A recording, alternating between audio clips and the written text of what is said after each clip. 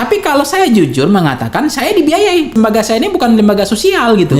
Ada donaturnya. Bukan saya. Walaupun tidak spesifik yang mendanai partai politik atau calon. Ya, ada partai politik lah intinya. Intinya kan begini, saya Bang. tidak mau spesifik ya, walaupun tadi sudah dapat gambarannya. Jadi partai politik peserta pemilu gitu aja ya. Apapun hasilnya, siapapun yang bayar kita bodo amat, Bang. Siapapun yang bayar kita, tapi itu tidak akan mengubah hasil, Bang. Itu ada di MOU-nya. Jadi tidak bisa mengubah hasil meskipun dia bayar. Maka banyak kemudian, Bang, proyek-proyek kita survei itu banyak yang gagal, Bang. Karena mereka nggak siap dengan MOU itu gitu. Itu yang harus kita tekankan, banyak yang batal juga.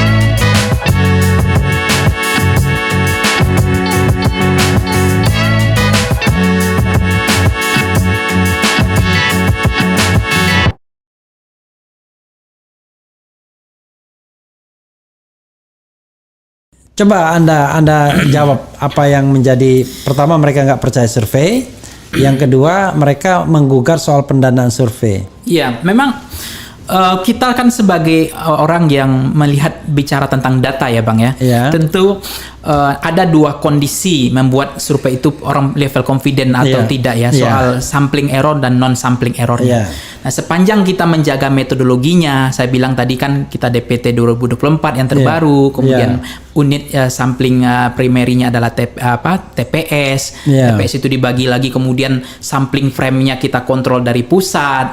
Itu kemudian ada spot check-nya, quality control, itu dalam rangka menjaga sampling error. Kemudian ada non sampling errornya adalah kita sudah menentukan siapa respondennya, terkontrol secara pusat, bagaimana melatih surveyornya supaya tidak partisan, dan bagaimana kemudian tidak ada kondisi manipulasi atau kondisi yang membuat mereka bisa melakukan sesuatu yang tidak kita inginkan. Itu kita jaga betul. Tapi kalau kemudian memang trust buildingnya masyarakat terhadap lembaga survei hari ini turun misalnya, ya kita meyakinkan bahwa data itu adalah bicara tentang empirik objektif, Bang. Jadi apa yang saya lihat sehari ini, saya lihat tentang Bang Refli, itu yang saya laporkan. Bang Refli pakai topi, pakai kacamata, pakai bajunya itu bagus, keren dan cadas misalnya. Itu yang saya sampaikan.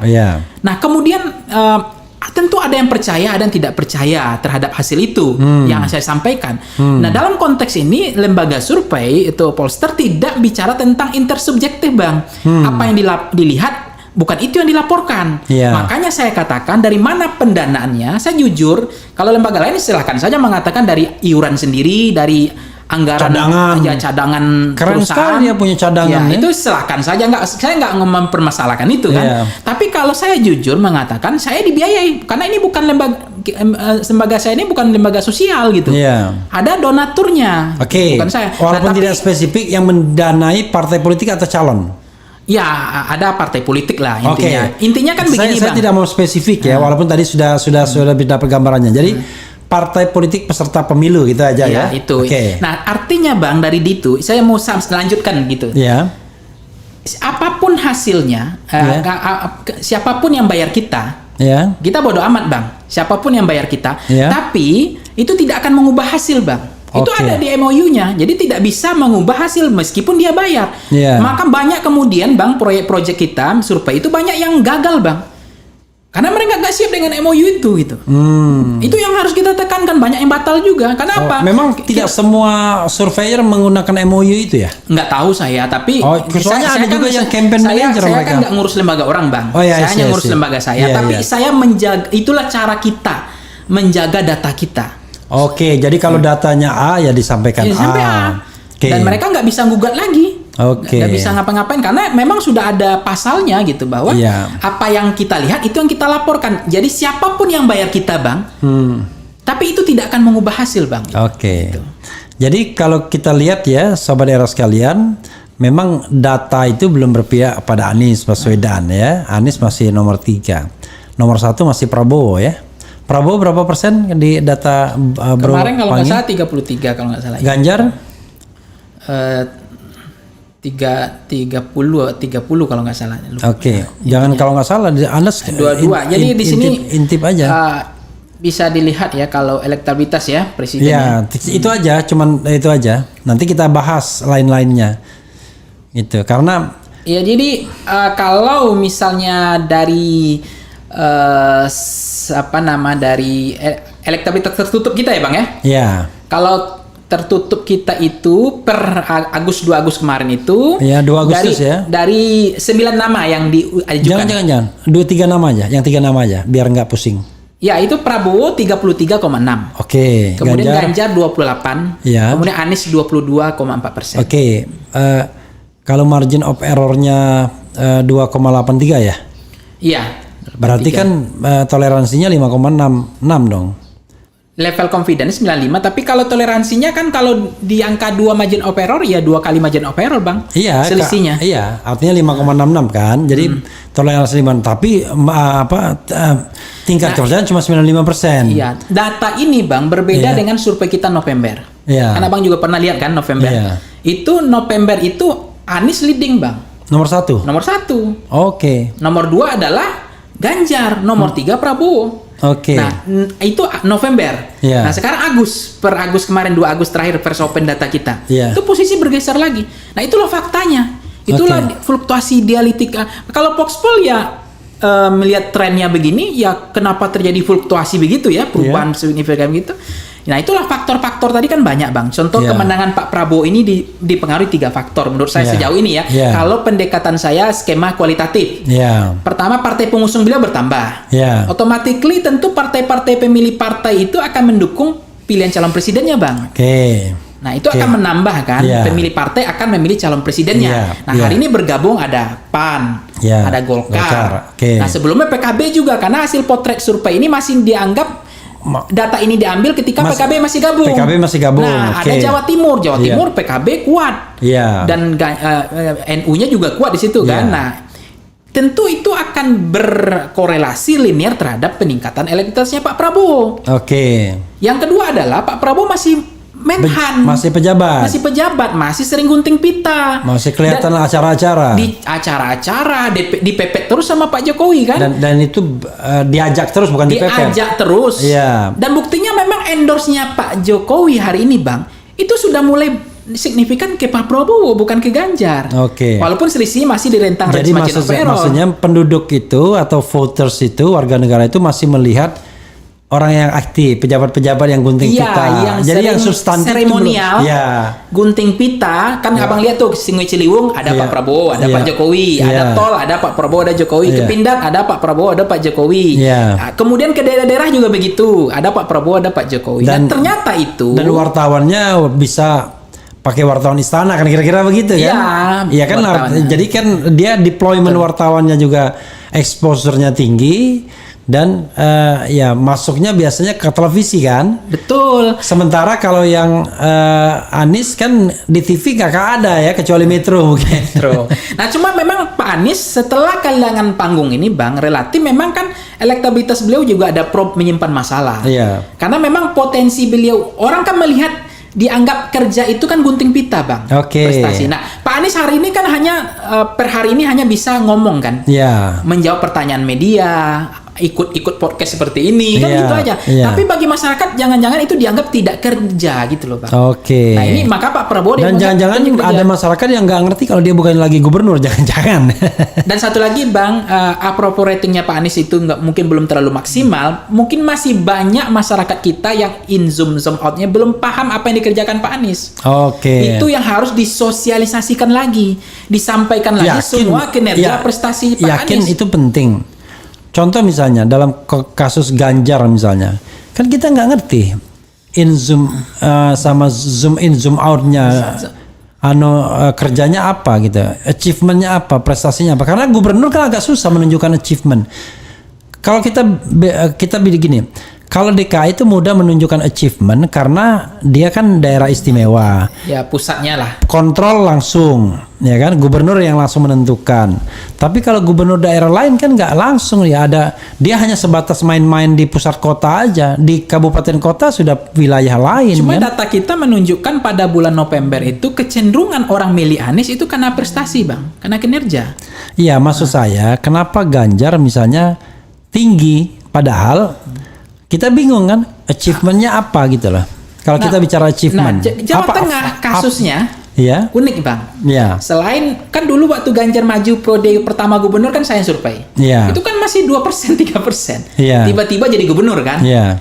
Di sana orang kan partai ID-nya kan udah 13% Bang, udah besar sekali. Jadi orang merasa dekat karena partainya, merasa dekat karena Soekarno-nya dan partai ID ID-nya kuat. Jadi kedekatan dengan partainya menjadi preferensi mereka memilih. Jadi Jawa Tengah itu kalau kemudian memang itu adalah PDIP dan suara PDIP juga besar sampai sekarang. Jadi memang mereka memilih Ganjar bukan karena prestasi kinerja Bang, karena pemilihnya adalah sosiologis sebetulnya. Oke, Jadi tapi kan kalau kita bicara PDIP, kan pemilih PDIP kan cuma 20% saja. Ya, kalau jumlah pemenang sebagai pemenang pemilu kan berapa persen orang PDIP? Itu kalau kita breakdown Jawa Tengahnya maksudnya Bang. Oke. Karena sumber elektabilitas Ganjar itu terbesar Jawa Tengah. Itu problemnya. Jadi kenapa elektabilitas Ganjar ini lebih bagus sejauh ini trennya? Karena Jawa Tengah itu tidak membuat beliau menjadi rendah gitu, karena memang basisnya di sana tuh strong votersnya kuat di Jawa Tengah. Jadi sejauh ini kalau Jawa Tengah kalau nggak ada Jawa Tengah ya Ganjar pasti. Kalau saya ingin mengatakan bahwa kenapa Anies masih agak tertati-tati, karena ternyata Jawa Timur dia masih sulit masuk sebelum ada Imin ya. Jawa Tengah dikuasai Ganjar, Jawa Barat masih dikuasai Prabowo. Karena itu karena dia belum pegang daerah besar, dia baru DKI pegang. Maka kemudian elektabilitasnya agak keteter ya. Ya harapan kita kan sebenarnya harapan saya lah ya, dengan dia menggandeng Caimin, ini kan makin menegaskan dia butuh Caimin kan, butuh PKB ya untuk penetrasi di daerah Jawa Timur plus Jawa Tengah. Jangan lupa loh, PKB Jawa Tengah juga banyak gitu. Gitu. Kiai-kiai itu juga banyak kan. Oke, apalagi yang ingin Anda sampaikan dalam kesempatan ini? Ya intinya sih sebenarnya Bang, dalam konteks pengalaman per hari ini, ketika presiden kita ini kan kenapa Presiden Jokowi terlalu banyak cawe-cawe, endorse, kemudian tidak sekolah tidak netral atau partisan.